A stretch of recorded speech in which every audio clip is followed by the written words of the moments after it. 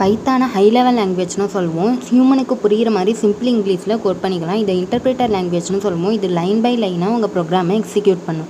General purpose ப்ரோக்ராமிங்னா இது different type of application build பண்ணுறதுக்கு ஹெல்ப் பண்ணுது. இதை 1991 கூடோ வேன் ரோசம்ங்கிறவங்க டெவலப் பண்ணுறாங்க. இது மல்டிபிள் ஸ்டைலில் நீங்கள் ப்ரோக்ராம் பண்ணிக்கலாம். ஆப்ஜெக்ட் ஓரியன்ட், ஃபங்க்ஷனல், ப்ரொசீஜர் எல்லா இதையாகவும் ரைட் பண்ணிக்கலாம். அப்புறம் பைத்தான் ஃபேமஸாக இருக்கிறதுக்கு ரீசன் அதோட சிம்பிளிசிட்டி. நீங்கள் பிரிண்ட் பண்ணணும்னு நினச்சா ஒரு லைன் போட்டால் போதும். பட் C++ல் நீங்கள் ஹெட்டர் ஃபைல் மெயின் ஃபங்க்ஷன்லாம் எழுதணும். இதோட அப்ளிகேஷன் என்னென்னா, இந்த ஒரு லாங்குவேஜை நீங்கள் லியர்ன் பண்ணால் நீங்கள் மல்டிபிள் டொமைனில் ஒர்க் பண்ண முடியும். Web development, automation, data science எல்லா இதுலேயும் இது யூஸ் பண்ணலாம். பட் அதுக்கு தகுந்த மாதிரி நீங்கள் லைப்ரரிஸ் கற்றுக்கிற மாதிரி இருக்கும். பைத்தானை டைனமிக்கலி டைப்பர்னு சொல்லுவோம். இங்கே நீங்கள் டேட்டா டைப்பை டிக்ளேர் பண்ண தேவையில்லை. ஒரு வேல்யூவை வேரியபிள் அசைன் பண்ணும்போது அது ஆட்டோமேட்டிக்காக என்ன டேட்டா டைப்னு டிடெக்ட் பண்ணிடும்.